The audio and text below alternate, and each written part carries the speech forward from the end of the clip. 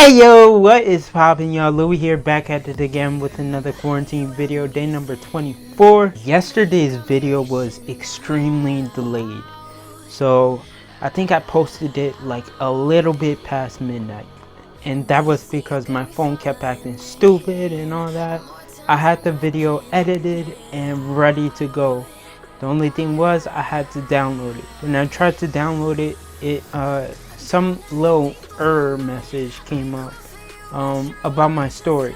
So then I'm like, okay, I'll delete all my previous videos and see if it'll download. Remember, this was a 42-minute long video that I managed to get down to 13 minutes. It took me 3+ hours to edit this video and make it like perfect. And the fucking app that I was using didn't want to download it. Before I deleted my videos and all that, I backed it up on my laptop. So it's a good thing that I did that. But it took me another like 3 or 4 hours to edit that video again and post it up.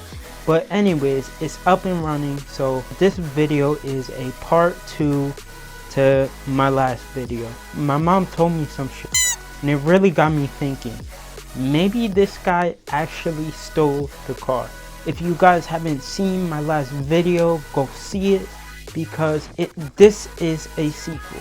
There were a few questions that I should have asked, but I didn't. First, why was he out in Jersey when he's from Philly? That's one. That was a question that I was thinking about asking, but like I wasn't sure because that was none of my business. Secondly, why did he keep driving the car even after he popped the tire and did all that? Thirdly, if he stole that car, why would he steal that one in particular? Because like, it just doesn't make sense to me. But I had that question and a few others in mind ever since me and my mom had this talk. And there were some details that I left out in the original story. When I met the guy, his name was Kyle, right? He was alert. And I know if that happened to me again, I would probably be the same exact way. But I think he was a little bit too alert, if that's a thing. Because every little move that I made, his eyes darted towards me.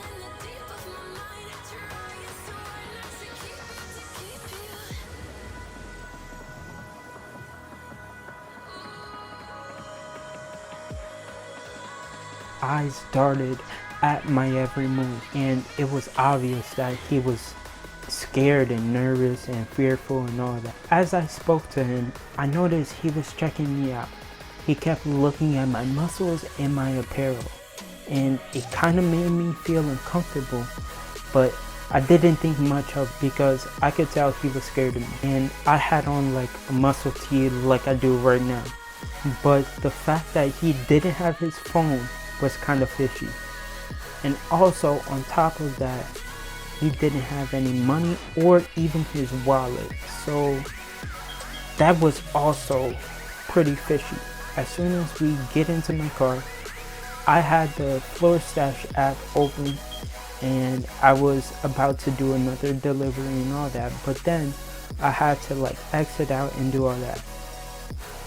I noticed that his eyes were all in my phone, like all in it, and I can't stand that. But I'm not sure if it was because like he thought I was gonna call the cops or something, I don't know.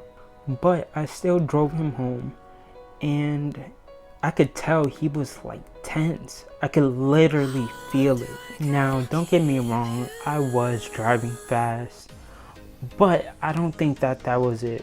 He passed off those vibes from the jump. Oh yeah, and when I went back to his car yesterday to record that little post-credit scene, I noticed the car was unlocked. So I went around to the passenger side and I tried to look for some kind of insurance, some registration, or some kind of like identification. But guess what? I couldn't find anything. And I'm thinking, okay, that's kind of strange. So like if a cop were to pull him over, he would have basically gone straight to jail. And I don't remember seeing him take it out. But anyways, I want to revise my moral from yesterday to everybody, because I told everybody to be helpful and considerate to people like on the roads and all that. Now I know why nobody came to help me when I had those 2 incidences. It was because they were scared, because of all of the movies, TV shows, and even stories that have been told in the past. Like this one story about a guy picking up a hitchhiker. They were driving along the road, and I guess that the driver kind of passed off like some weird vibes, because the hiker, he just wasn't feeling it, and he got out the car and ran away.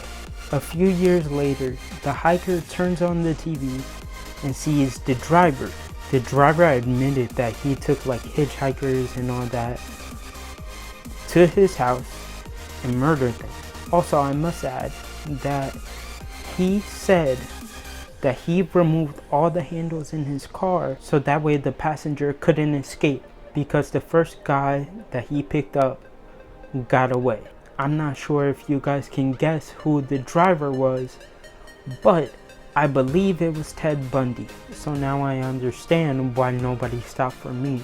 And trust me, I don't want anybody to get hurt, let alone get killed, just because I said, you know, be helpful and all that. Oh, and also, I don't want you guys to be like my friend, who I'll call Landon. My other boy, who I'll call Gail, begins telling me about the time that him and Landon were in the car and Landon was driving. It was late at night and they had come to a stoplight.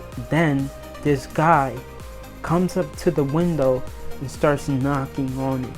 And you know, like how ordinary people would either drive away or like ignore the guy. But no.